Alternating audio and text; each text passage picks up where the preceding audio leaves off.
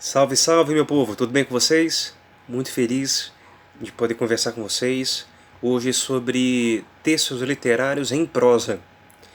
Conversamos já em outros momentos sobre a poesia, sobre versos, tipos de versos, sobre metrificação, né, sobre a escansão.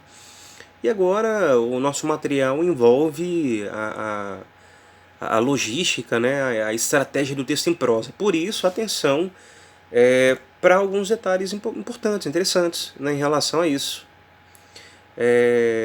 Sobre, primeiro, o aspecto que a gente precisa levar em consideração é o tempo. Né? No texto em prosa, o tempo ele pode ser classificado como cronológico, quando obedece os dias, as horas, os meses, né? A nossa lógica de tempo real.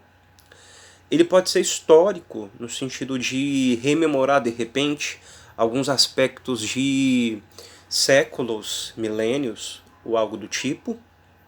E ele pode ser psicológico, né? Quando ele acontece, na verdade, dentro da cabeça de um personagem. Muitos filmes apelam muito para esse aspecto, né? Da questão do tempo psicológico. Aquele tempo que acontece, por exemplo, de repente, fruto das lembranças. E diante de uma lembrança, a história retrocede para logo em seguida avançar. A gente precisa comentar também sobre a ordem do texto em prosa. O texto pode ser linear ou não linear. Existem vários livros assim, filmes também. De repente a história acontece, de repente há um ponto,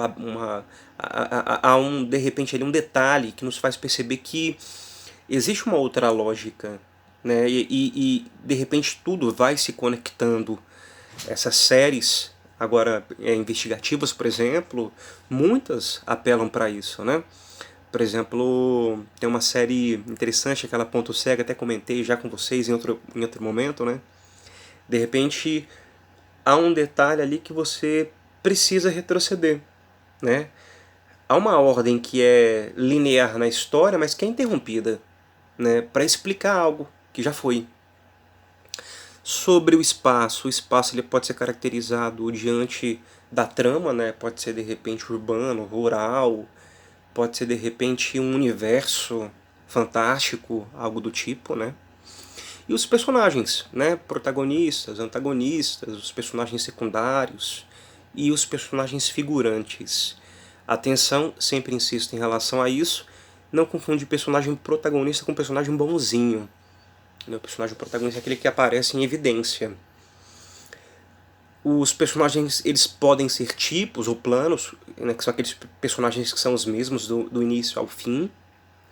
E os personagens esféricos, né, os personagens que apresentam características mais humanas. São bons, mas nem tão bons assim, de repente. São maus, mas de repente há ali um detalhe de bondade mesmo que mínima, né? E por fim tem os personagens caricaturais. Esses personagens caricaturas são aqueles que apresentam... Eles são muito mais do que tipos. Eles apresentam uma característica muito exacerbada, né? Do tipo, se é bom, é absurdamente bom. Ou se é mal, absurdamente mal. Algo do tipo.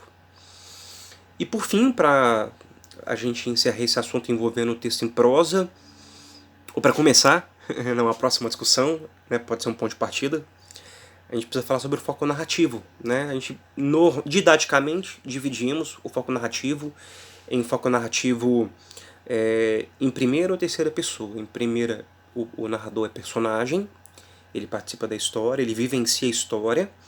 E o personagem em terceira pessoa ele pode ser classificado como sendo observador ou onisciente. Onisciente é quando ele sabe, além dos detalhes da história, os pensamentos e as emoções, né, de todos os personagens envolvidos, né, assim como Deus. Então esse é um breve apanhado sobre o texto em prosa na literatura e nos encontramos num próximo momento. Um grande abraço, valeu!